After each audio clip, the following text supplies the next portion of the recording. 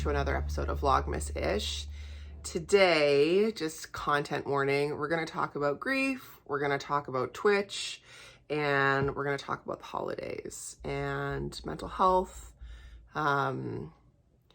I feel like it's a disservice in Vlogmas-ish, but every year, if I don't touch on this topic at some point, because that seems so disingenuous. Years ago, when things were really tough in my life and I was doing Vlogmas or I was just vlogging in general, there was lots of times where I filmed and just put on a happy front, to the point where like some people in my life who knew what was actually going on said like, sorry, but I just can't watch your vlogs. Like, it's just so hard to watch you when we know you're struggling. Put on, you know, a brave face. And I don't do that anymore, obviously. There's plenty of footage of me crying on the internet. And it just goes to show that like I have so many thoughts. I haven't like written out anything, obviously it's me. One, don't believe what you see on the internet all the time. I have changed a lot, especially since becoming a widow. Like, I never turn on the camera now unless I'm being genuine with you, you know. And when when things were really hard, it helped me to give me a reprieve to vlog.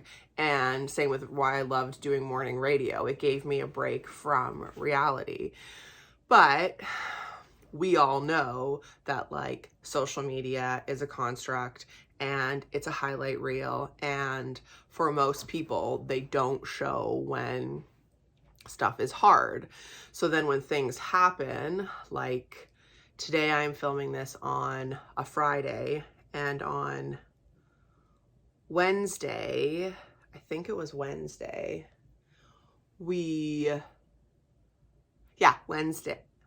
Wednesday, we woke up to the news that Twitch had taken his life.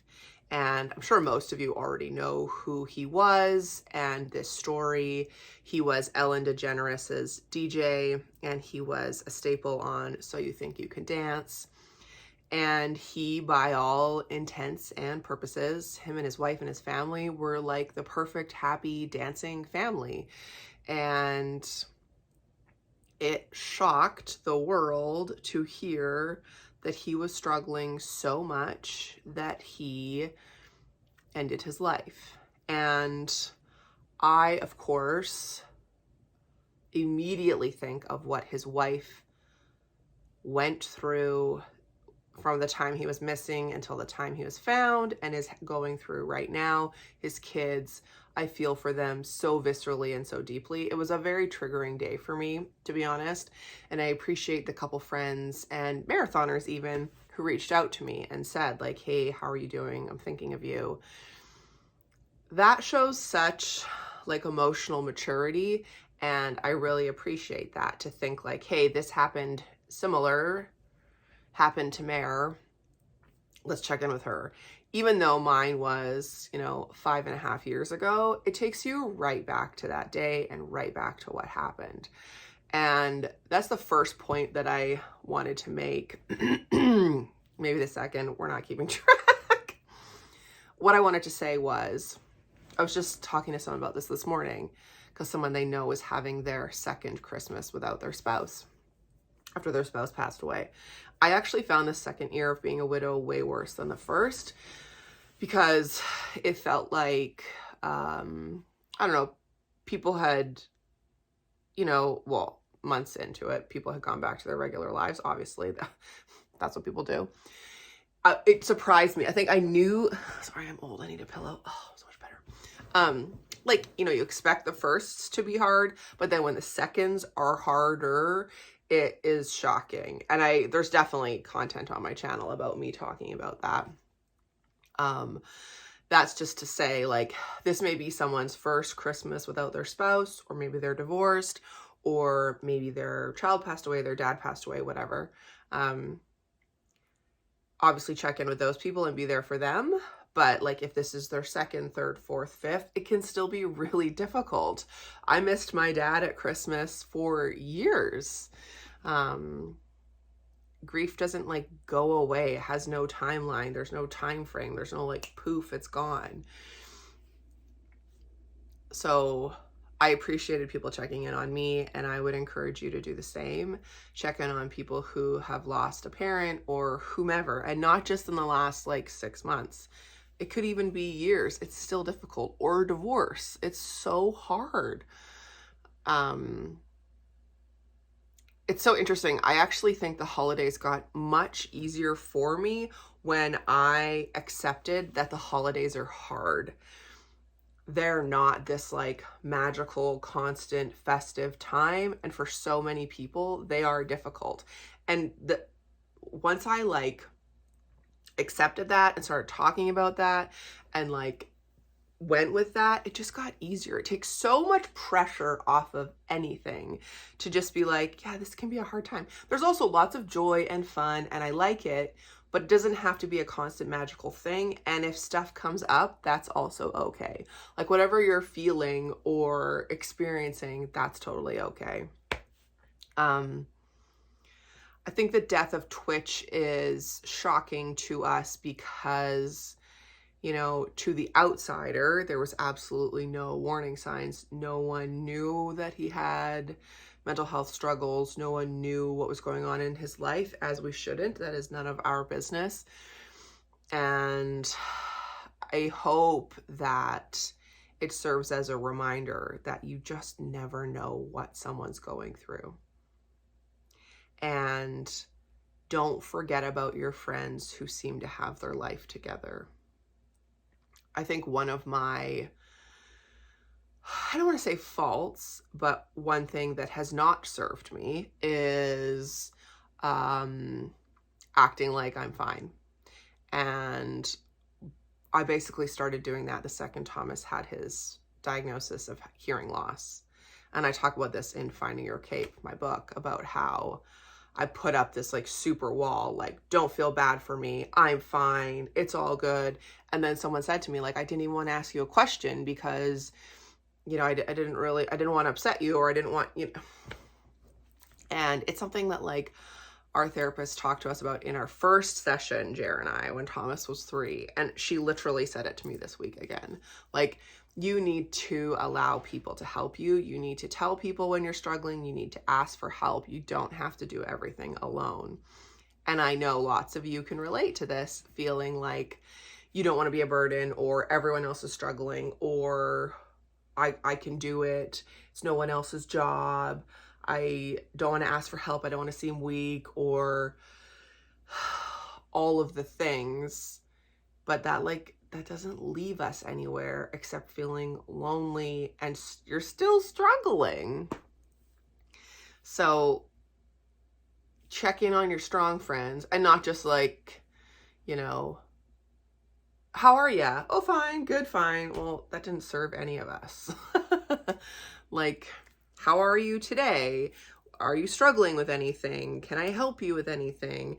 And if you know they are struggling and they're like, no, sometimes it's helpful. Like so from my perspective, when I'm struggling, the last thing I want to do is come up with how someone can help me if there isn't like an obvious answer. So then sometimes it's nice if someone's like, hey, you know, I'd love to see you. Like, can I bring dinner over for you and Thomas? Because then that's like one less meal I have to cook. Or a text. Like, I remember people saying this to me, like after Jeremy died and I didn't really want to be out in public, especially alone. Like, hey, I'm going to the grocery store. Do you need anything? Can I drop you anything off? Or, hey, I'm going to take Thomas for an hour or two. Like, it doesn't have to be monetary stuff. Or like, hey, I'm going to come over. We can talk about it. Don't talk about it. I just like want to see you, and we can just like watch a girly movie, or we can just sit in silence and watch Friends, or whatever. Just knowing that someone's thinking about you and checking in on you goes like such a long way. And then also don't hesitate to say to someone like, hey, I really need to talk. Or, hey, I am really struggling right now. And what I struggle with is like, I don't want to be a burden.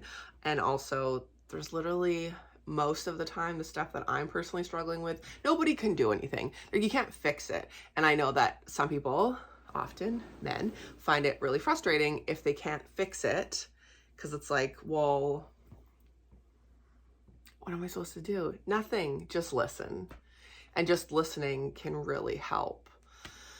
So if you're struggling, please tell someone.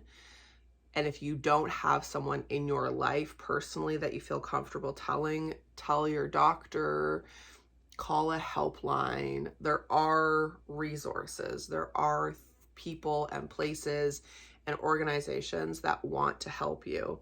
And in my experience, it goes so far to just tell one person. So that's like one tool, is making sure that you aren't just bearing the load alone. And why I say that that's been a fault of mine is I think people in my life have just seen me doing all these things and just assumed, well, like, clearly she's rocking it, which is nice. Like, I do feel that. But then on days when I'm struggling, everyone's, you know, thinking like, oh, she's got her shit together. Like, this is all good. Like, no, I really don't. It's hard. It's tough. It's not in my nature to complain, but there's a difference between complaining and looking for that emotional intimacy of sharing. So as uncomfortable as it makes me, if it makes you too, just know that I'm in the same boat as you. It's nice to ask for help, or at least say to someone like, hey, I'm like going through a tough spot. Like, can I just talk to you about it? Like, there's nothing you can fix, or I need your advice. You know, that sort of thing. So I'll give you an example too of like, that's one of my tools. And I saw this thing this week that really resonated with me that said, tools don't work unless you use them. Or like, tools get dull unless they're sharpened, and you sharpen them the more you use them. So one tool is talking to someone if you're having a tough time. And then I'll give you an example. So yesterday I woke up at 4 a.m. with like so much anxiety, because the day before was when it was all over the news and social media that Twitch had died, and then tons of people were posting about it. And honestly, I just kind of like, we had so much going on Wednesday that I wasn't really on my phone. And if I was, it was so triggering to me that I think I just kind of like, whatever, didn't ignore it, but just kind of like skimmed over it. So then yesterday I woke up and my body was like, we're anxious. We need to do some stuff. I also have some stuff coming up at the beginning of January that is quite stressful. So I was thinking about that, and I was thinking about our Christmas trip, and just like so many things. You know how it is when you're awake with anxiety at 4 a.m., like the most ridiculous things stress you out. So I started making a list of everything I need to do, because that usually helps me. And it was only like one or two things. Anyway, so I got up, I was like, oh, really feeling anxious. And I have one friend who gets up early like me, and she works out, I work out. We're each other's like Peloton workout buddies. And she messaged me and said like, how are you? And I took that to mean like, clearly yesterday was triggering for you. How are you? And I was just so grateful that she would put two and two together, think of me, and ask me. So I told her, and like, her response was lovely, and we continued on with our day. Just that one act of telling one person felt so good. And then as the morning was progressing and it was getting like less and less time for me to work out, and I was kind of panicking about it, I was like, no, I need to sweat this anxiety through my system. So I did a 30-minute spin, and like I hit a PR because I went so hard. Literally 10 minutes in, I was like, oh, I felt all that anxiety leave my body. I work out every single day for my mental health 100 times more than any sort of like physicality. Yes, it is nice to feel more mobile, and like, you know, I want to live long and have a healthy body, but the mental part is so helpful. So the anxiety was like, whew, you know, literally sweat out my system. I did a Linkin Park class, chef's kiss. It's perfect kind of music. And like shower, get ready, and the unicorn and I are getting ready to take Thomas to school. And I said to him like, hey, this thing is really stressing me out. This thing that I have coming up next month. we were going to go to breakfast. I was like, can we like sit and problem solve? He's like, absolutely. So that we did that. I did a few things to problem solve it, and I felt so much better. And he's happy to help. No one feels like a burden. No one's annoyed. Like, oh, you want to talk about this again? Like, so that was great. Then we came home and I came up into my office and I worked, and I like ticked so many things off my to-do list, like from tidying my office to doing some client work to sending some emails to checking on some things to booking some things to like planning out stuff. And then by like 1, I felt fine. And the rest of my day, 100% fine. We finished season 2 of White Lotus. We hung out with Thomas. We had a great night. Great day, great night. So the tools for me was talking to someone, listening to my body, working out, telling someone and helping someone problem solve, doing the thing. So that's another big thing for me, is like not just talking about it, but actually taking action. So coming in here, spending a few hours, doing a bunch of stuff, it feels so much better to me than just letting it marinate in my head over and over again. Same with, I saw my therapist on Monday, which I vlogged. I know when I need to see her, and I book in and see her, instead of, I think, you know, when you're in a phase of overwhelm or stress or what have you, doing the thing seems so stressful, but I promise you it helps. Like the productivity helps, the reaching out helps. It's so hard to do one thing. I get that. But like one thing could be making your bed. One thing could be drinking a glass of water. Controlling the controllables and doing what you can really helps my mental health and my grief. And did I think that I'd be sitting here 5.5 years after Jeremy's death, still talking about grief and still talking about suicide? I wasn't thinking that far, but it's okay. It takes a long time to get over trauma, and sometimes we don't, and sometimes it's like in our system forever, and we sharpen those tools and we use them and we work through them. You know, that's why I drink so much water. It makes me feel good, keeps me hydrated. We go to bed early. Like last night we were in bed at 9:30. I slept 9:30 till 5. That is 7.5 hours. Chef's kiss. Like sleep is so important. Not getting annoyed with myself. So when I woke up with anxiety yesterday, I wasn't like, oh my God, like you didn't even know him. Why are you upset? I was like, Kate, we're feeling this. What can we do about it? I hope this video was helpful. This is like a stream of consciousness about grief and Twitch and the holidays and stress and mental health. But I know so many of you are like me and feel this. I know there's pockets of joy in the holidays, and then there's a lot of stress and overwhelm and grief and sadness and missing loved ones. They can even be alive. Like you can grieve for someone who is no longer in your life anymore and is still living, you know, for whatever reason they're no longer in your life. Either you had to walk away from them because it was very hurtful and a toxic relationship, or they walked away from you, whatever, or just time passed and you lost touch. All those things are tough. But I just want you to know you're not alone, and I really want to like encourage you to talk to someone. And if it doesn't go well, that maybe isn't the person to talk to, or you can try and explain what you need from someone, and like finding a safe person in a safe space, taking the burden and the pressure off of someone. Like, I'm not looking for you to solve this. I just need to talk about it, I think helps. I've really learned that about social work. Like, it's not even our job to fix people. It's just our job to help people and listen to people, and then give them the tools to make the changes in their own life. You know, like my therapist hasn't physically done anything for me. She's just taught me things. And then it's up to me to go into the world and do those things myself, right?